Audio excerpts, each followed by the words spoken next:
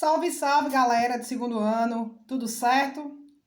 Por motivos, né, que vocês já sabem, estava doente, na segunda-feira não apareci, mas hoje estou aqui, mesmo ainda me recuperando, para continuar o nosso conteúdo, que é sobre a agricultura mundial. Nós vamos ver os sistemas agrícolas, mandei vocês pesquisarem sobre a questão dos solos, e aula passada também. Há 8 dias atrás, nós havíamos comentado sobre as origens da agricultura, né? A agricultura que praticamente fez com que o ser humano se sedentarizasse numa terra. Ela fez com que, além da domesticação dos animais, ele se sedentarizasse e começasse a estabelecer suas primeiras atividades econômicas, que deu origem principalmente às grandes sociedades, nas grandes civilizações, como, por exemplo, a civilização da Mesopotâmia, como, por exemplo, também os egípcios e todas as grandes civilizações se concentravam às margens dos rios, justamente para o quê? Para estabelecer a ampla agricultura. A agricultura que era para o quê? Forma de subsistência, ou seja, sobrevivência. No livro de vocês, na página 27 do G13, então, ó, vocês vão observar também essa questão da origem da agricultura, que eu também já expliquei na aula passada, que é da origem da palavra latina, né? Que vem do cultivo nos campos, né? Que eu também expliquei para vocês, mas não custa a gente dar uma relembrada. Que surgiu há cerca de 10 mil anos na Mesopotâmia, né? Mesopotâmia, que vocês estudam na história, que quer dizer terra entre rios, né? Entre os rios Tigre e Eufrates, uma região do crescente fértil, ou seja, de áreas agricultáveis. No Nilo também, era conhecido também na parte da história, a dádiva do Nilo, por conta do quê? Da grande produtividade que existia no rio Nilo. E também a domesticação de animais que serviram até como tração para ser utilizados na agricultura, né? Até hoje, é muito comum quando você vai para uma área agrícola, você observar essa tração animal sendo bastante utilizada. O Brasil, na época, por exemplo, colonial, no sistema plantation, né, que é um sistema de agricultura em grandes propriedades de terra. Além disso, também utilizando a monocultura, que é o cultivo apenas de um gênero agrícola, devido à questão da cana-de-açúcar, nós vamos ter também esse desenvolvimento agrícola bastante acentuado. Então, a agricultura, ela faz com que as sociedades elas se desenvolvam muito. É muito comum a gente também até assistir aquela propaganda voltada da Rede Globo, né? Agro é tech, agro é pop, agro é tudo. Só que a agricultura hoje em dia utiliza, por exemplo, aqui no Brasil, vários sistemas de mecanização. A agricultura atualmente ela é uma agricultura mecanizada, que também não requer tanta mão de obra no campo como no passado, lá no Crescente Fértil, né? Nessa questão da Mesopotâmia. Então, hoje a agricultura ela é muito mais acentuada, né? A gente imaginou no passado que a agricultura não seria tão produtiva pela questão da urbanização, mas foi muito pelo contrário, né? A agricultura se tornou algo altamente produtivo e que não requer tantas pessoas residindo nas áreas rurais, né? Diferentemente, por exemplo, de alguns casos, né, de alguns países, principalmente alguns países do Oriente Médio, como a Índia, que ainda grande parte da população vive no campo, a China, só em 2015, ela deixou de fazer parte dessa perspectiva, né? Grande parte da agricultura é realizada mecanizada e a população se concentra mais em áreas rurais, ocasionando principalmente o chamado êxodo rural. Então, o que acontece? Os primeiros grãos cultivados que foram no planeta Terra cultivados são geralmente cultivos de trigo.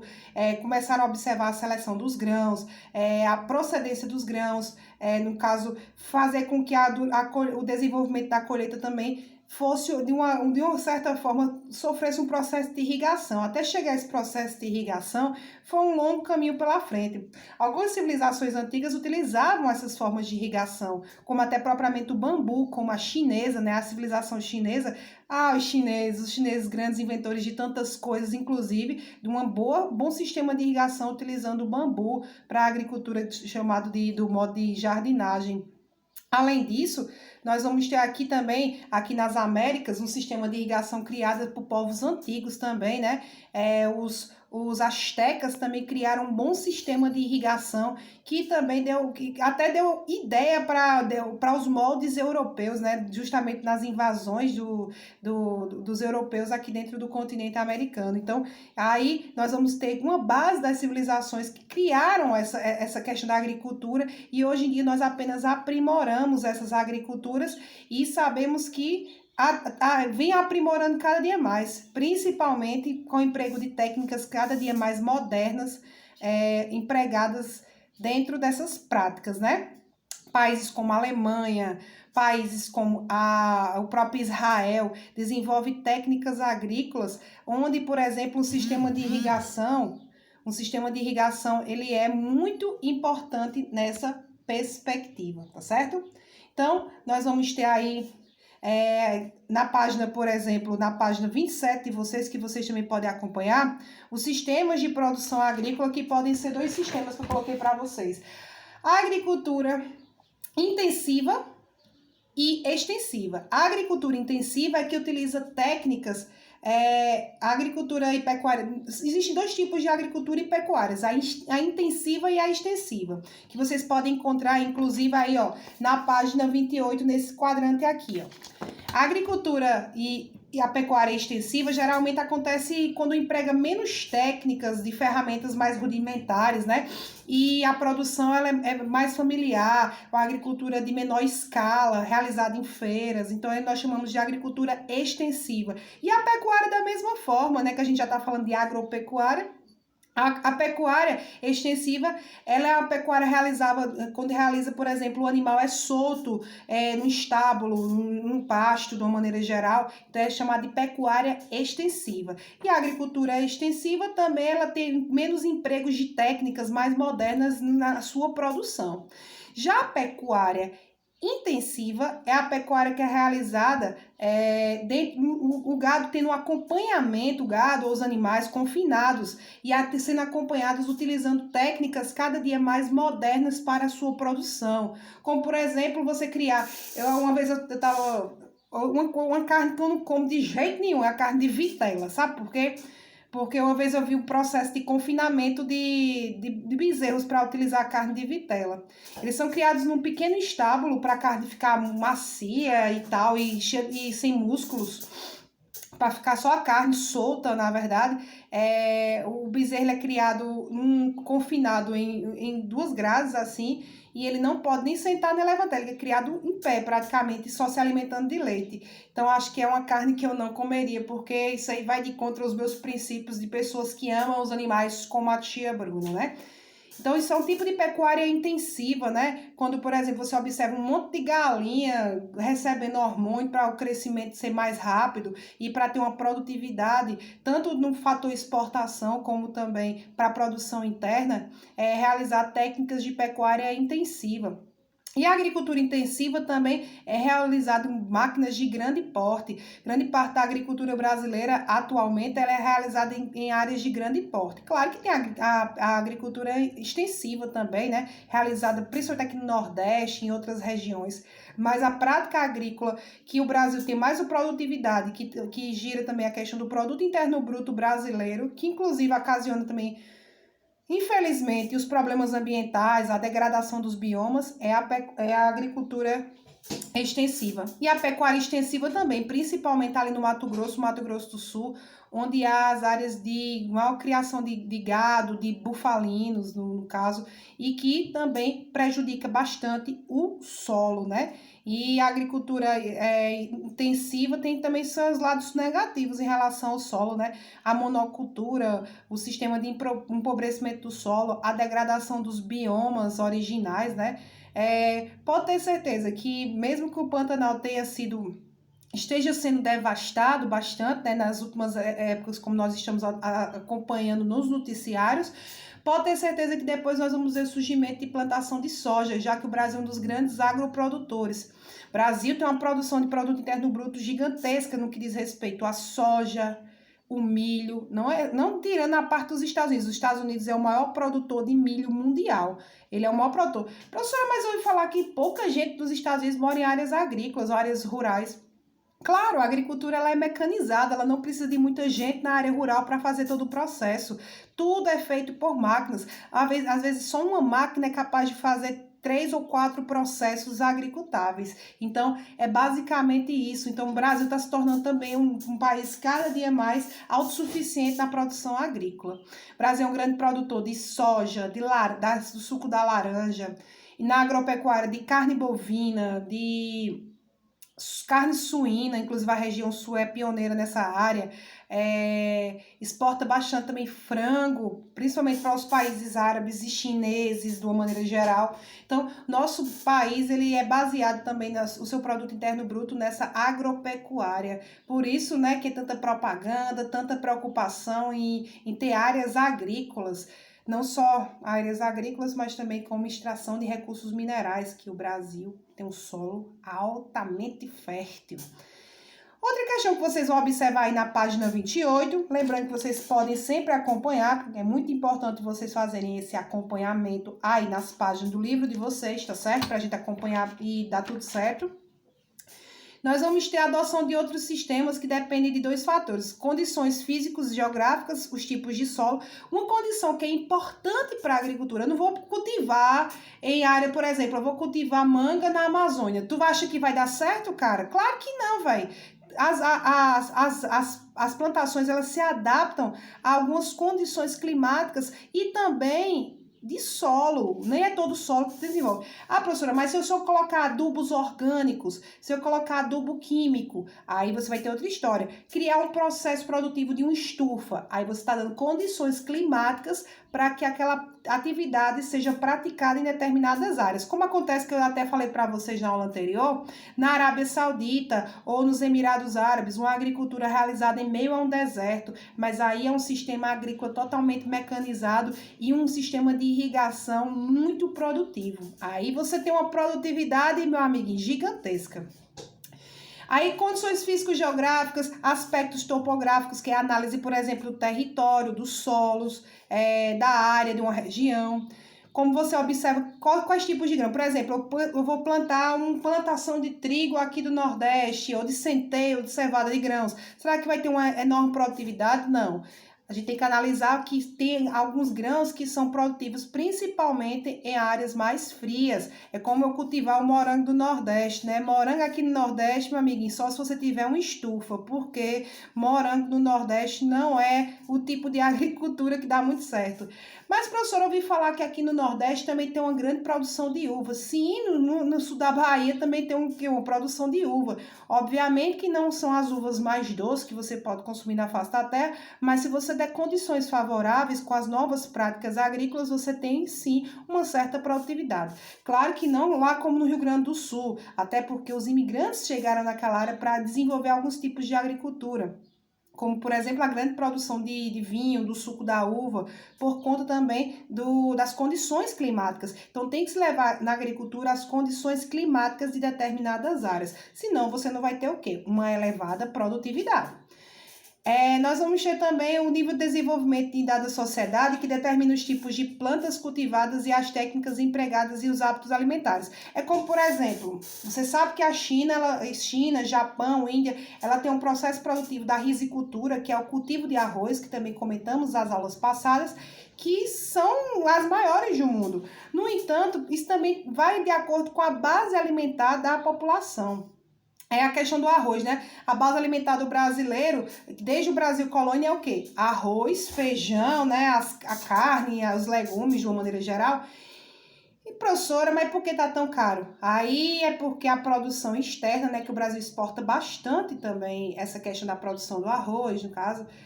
A produção externa ficou mais escassa. Então, o que aconteceu com os produtores que queriam lucrar em relação aos brasileiros? Aumentaram o preço do produto para a produção interna. Aí a gente é que se ferra, né, meu amiguinho? Sempre. Infelizmente, o grande parte do consumidor está à mercê dessas grandes produções, tá certo? Nós vamos ter as condições físico-geográficas nas atividades agrícolas. Tem que ter, nesse parágrafo aí, para vocês irem acompanhando, ó, as condições físico-geográficas das atividades agrícolas. Vocês vão ter, por exemplo, que embora as tecnologias modernas tenham aumentado significativamente as possibilidades de plantio em áreas anteriormente limitadas, por condições climáticas adversas, ainda é possível fazer um certo mapeamento das principais áreas agrícolas conforme as zonas climáticas. É claro que vocês têm que observar as condições geográficas da área para você ter uma dominância, por exemplo. Produtos tropicais aqui até no parágrafo vocês vão dizer.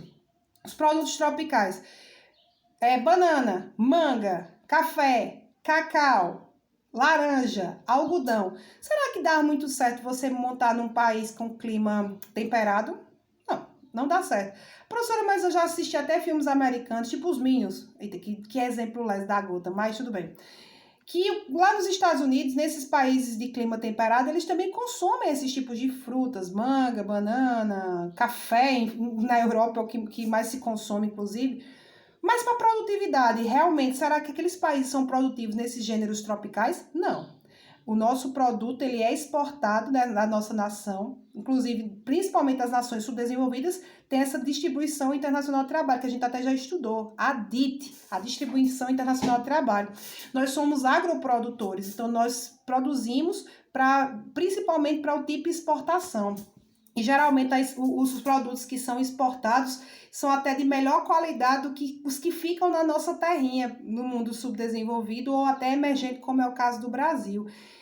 Já, por exemplo, alguns grãos que a gente precisa importar, não tanto porque aqui no Brasil também tem uma produtividade significativa na região sul, mas como trigo, cevada, centeio, já precisa de umas áreas mais o quê? De clima temperado, tem produtos mais de clima temperado, a própria uva, o próprio morango, para ter uma elevada produtividade, precisa de áreas mais frias.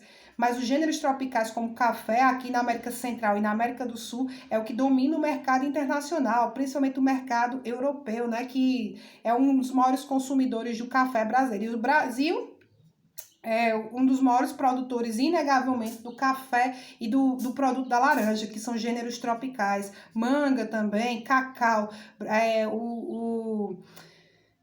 o polo cacaueiro do Brasil é o quê? A Bahia. A Bahia exporta cacau para o mundo inteiro, né? O cacau que é importante para fazer a banha, né? No caso de cacau, a gordura do cacau e também o nosso chocolate, né? Que se você comer um cacau, você vai ver que é totalmente amargo, mas a industrialização do cacau é que dá origem ao chocolate, até o branco, né?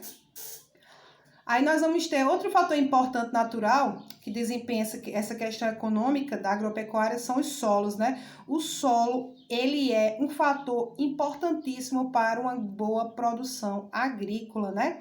A questão, por exemplo, de agentes de temperismo físico e químico, que também nós já estudamos, o ar, a água e também os agentes orgânicos, né, organismos vivos, eles vão interferir, por exemplo, na produtividade desse solo, né? Então, nós temos variados tipos de solo, por exemplo, solos de origem vulcânica, que eu até mandei vocês pesquisarem na aula de segunda-feira, que depois eu vou dar uma ajeitadinha para repor com vocês. Como, por exemplo, os solos têm de origens vulcânicas, como o solo de origem vulcânica, que eu acho que vocês pesquisaram, é o de terra roxa, que é muito produtivo para a agricultura, principalmente desenvolvida na prática comercial. O solo de terra roxa, eu coloquei aqui, ó, os principais tipos de solo, até nesse esqueminha aqui para vocês, ó, que é o solo de terra roxa, massapê, o loess e o chenoison e o podzol, que são os principais tipos de solo utilizados em áreas agrícolas. Então, em São Paulo tem uma grande produtividade, na zona da mata também, aqui no Nordeste, nós vamos ter uma produtividade principalmente dos solos de terra roxa, que é um solo altamente produtivo.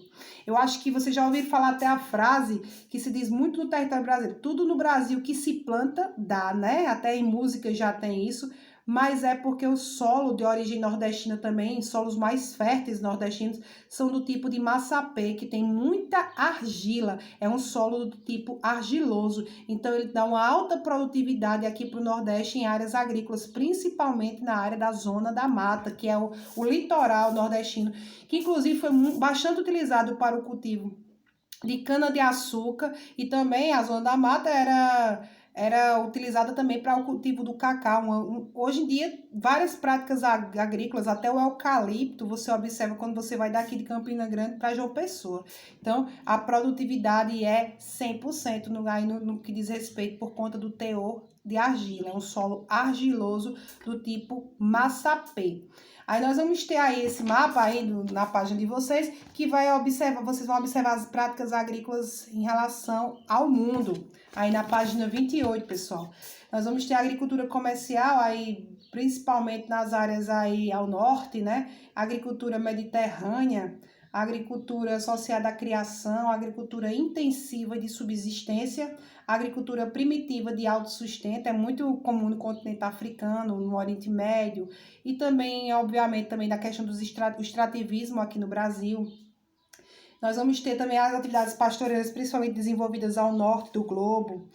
E as áreas não utilizadas, obviamente, são nas áreas onde são congeladas, né, do tipo de vegetação de tundra e de taiga, onde as áreas elas são altamente congeladas. Nós vamos ter aí, então, os tipos de solo, né, aí na página 29, contudo, outros fatores como clima, topografia, que é a distribuição da área, interferem na formação dos solos. Nas zonas chuvosas, as grandes quantidades de água que atinge o solo desprotegido provoca lixiviação, que é a dissolução e remoção das camadas superficiais. Então, a remoção dessas camadas superficiais pode ser ocasionada por fatores, por exemplo, enxurradas, terrenos mais baixos que acontece essa lixiviação, que faz com que o solo se torne um pouco infértil. Já influi na espessura do solo, onde a declividade é maior, onde os solos rasos pouco produtivos. Geralmente os solos mais rasos eles são mais pouco produtivos.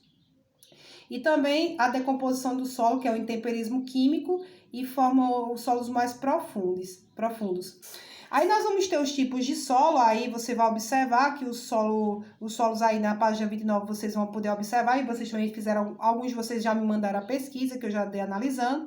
Os tipos de terra roxa, que é um solo de origem vulcânica, que é formada através da decomposição do basalto e do diabásio, componentes químicos, né, que vocês estudam aí na disciplina de química.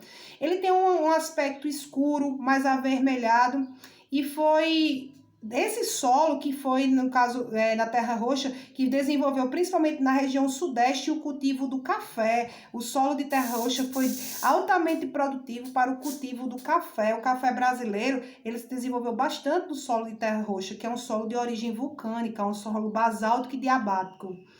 E não só observamos no Brasil, mas em grande parte do território da América do Sul e também no continente africano, até porque as primeiras mudinhas de café vieram do continente africano e depois para o território brasileiro. Então, nós tivemos justamente o café não é de origem da América do Sul, mas sim do continente africano, mas quando chegou aqui por conta da zona climática em que nós estávamos, ele se desenvolveu bem massa. O solo, outro segundo solo que nós vamos estudar, é do tipo que eu coloquei até para vocês o esqueminha, mas acho que vocês têm no livro, então não precisa dar copiar qualquer coisa, eu mando para vocês no grupo. O solo do tipo massapé, que é formado da decomposição de rochas calcárias, granito e ignais, que a gente também estudou os tipos de rocha, lembrando o ano passado. Os tipos de rocha são muito importantes para a origem do solo. Foi fundamental para o quê? Aqui no Brasil, a gente está estudando do Brasil, que são mais importantes para a agricultura. Para o cultivo de cana-de-açúcar, principalmente na zona da mata nordestina, o cultivo de cana-de-açúcar, que até hoje é muito importante por conta do solo ser argiloso no Nordeste brasileiro. É o solo do tipo massapê, o solo rico em nutrientes e também em argila, em rochas calcárias e também granito e gneiss, um solo bastante rico em que é muito produtivo, não só para o cultivo da cana-de-açúcar, mas como tantos gêneros agrícolas aqui no Brasil, principalmente no Nordeste.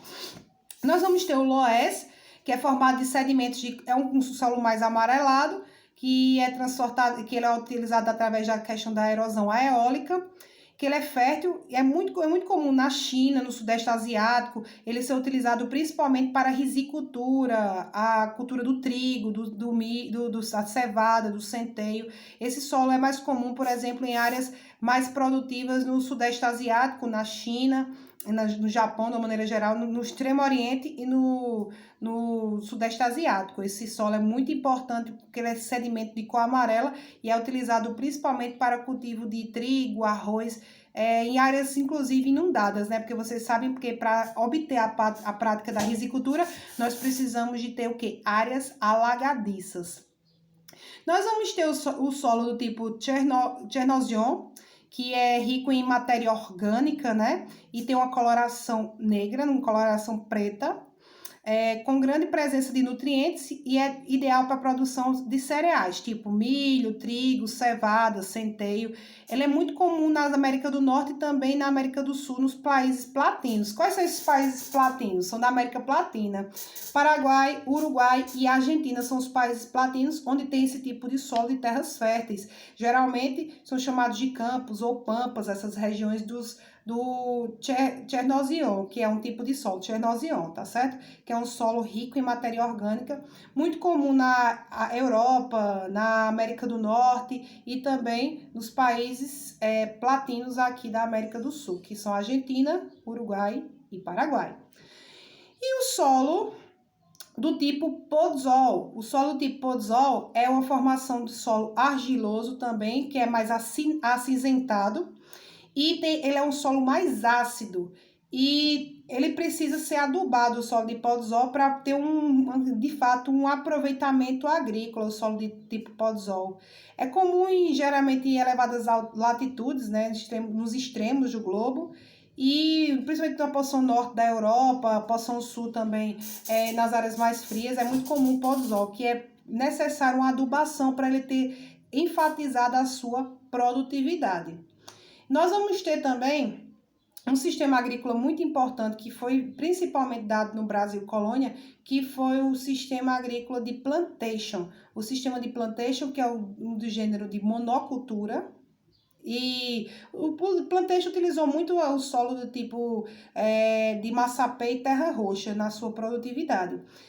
Não tem uma rotação de culturas, o que empobrece bastante o solo, né?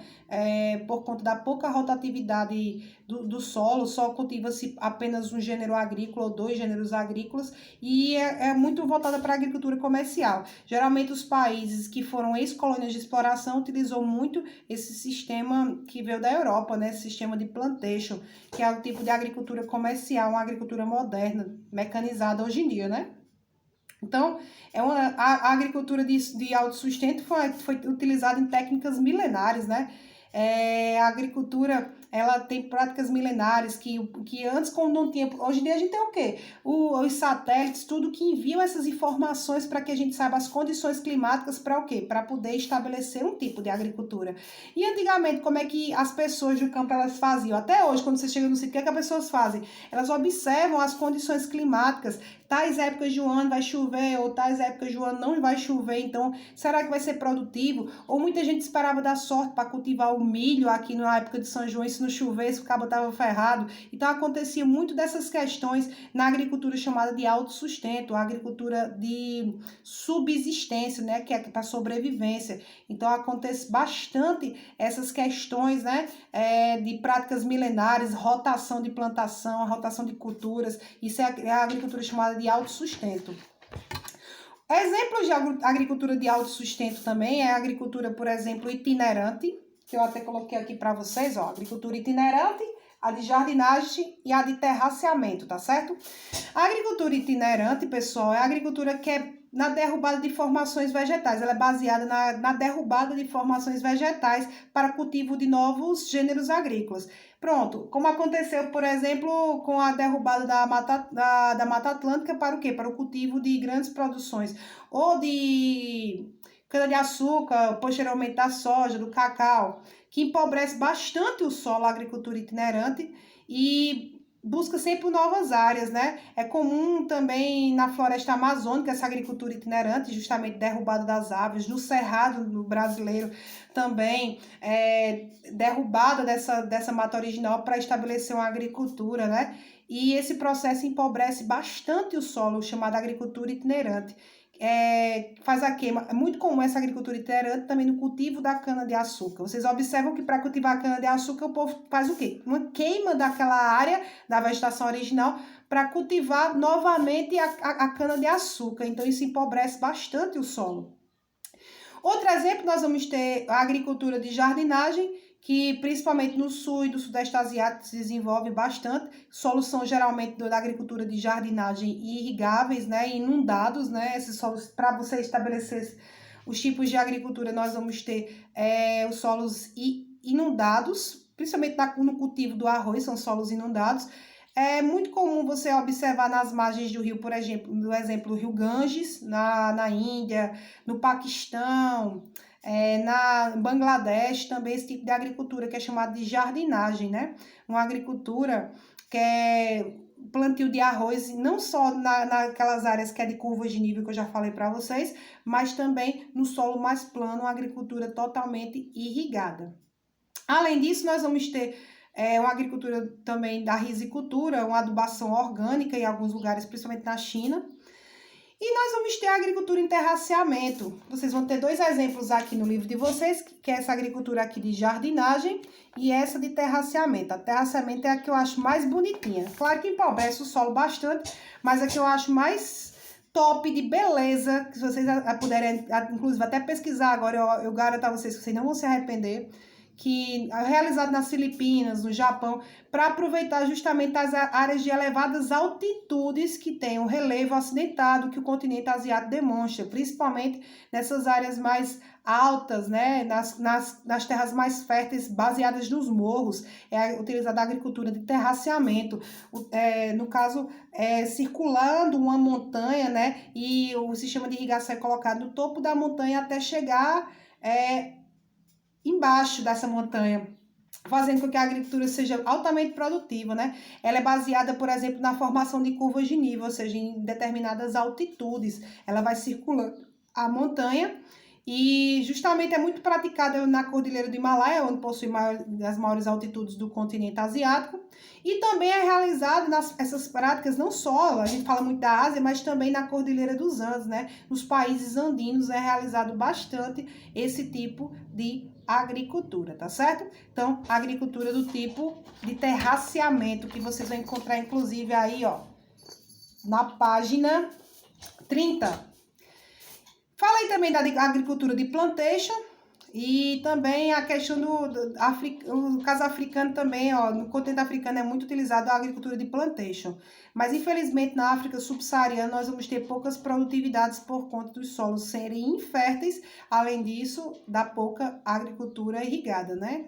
E também pela questão da baixa infraestrutura que encontramos no continente africano. Aqui na América do Sul, nós vamos ter na América Latina uma grande produção de cacau, açúcar, cacau, cana-de-açúcar, coco, café, banana, que é agave também, que é uma grande produtividade no que diz respeito à agricultura do tipo plantation, que é relativa à monocultura e também uma produtividade de apenas um gênero agrícola e grandes propriedades de terra, que nós chamamos de latifúndios, tá certo? Então, muito comum aqui na América do Sul, tá certo? Aula que vem, nós vamos começar a questão da Revolução Verde, tá certo? Essa Revolução Verde, geralmente, é justamente como é que vocês vão observar como é que a produção ela começou ao colapso de alimentação, o fluxo de alimentação, o fluxo da produção nessa Revolução Verde, que é justamente os países desenvolvidos que, naquela distribuição internacional do trabalho, vamos observar esses problemas socioambientais ocasionados pela agricultura. Então, aí a partir dos anos 50 que descobriu-se, a partir dos anos 70 é que descobriu-se essa Revolução Verde, que é justamente as práticas de degradação ambiental ocasionadas referentes à agricultura. Então, essas práticas relativas à Revolução Verde, nós vamos ter aí nessa página 32, né? A expressão Revolução Verde surgiu nas décadas de 60 e 70 em países como Quênia, México, Índia e Paquistão. O emprego em larga escala de sementes selecionadas, rações balanceadas e novas técnicas de cultivos resultou num grande aumento da produtividade. Obviamente, o aumento da produtividade ocasionado através da formação de transgênicos, de organismos que são organismos geneticamente modificados. Vocês vão observar também uma questão para alguns países com pouca autonomia rural, que de fato depende de outras nações desenvolvidas, que desenvolveram práticas agrícolas voltadas principalmente a técnicas mais modernas. E, além disso, nós vamos ter também a produção que exigia grandes volumes de capitais que nem sempre atingiam os mercados subdesenvolvidos, mas sim uma alta produtividade nos países desenvolvidos que desenvolveram técnicas cada dia mais modernas de práticas realizadas na alta mecanização, tá certo?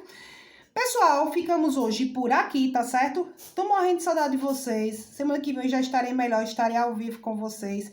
Espero que vocês estejam junto comigo, todos vocês. Estarei acompanhando quem está na aula, então, muito cuidado, participem, coloquem os apontamentos, façam a esquematização dessa aula no caderno de vocês e me mandem junto com a atividade que eu vou colocar junto da Classroom, tá certo? Uma atividade simples que a gente vai corrigir a aula que vem, tá certo?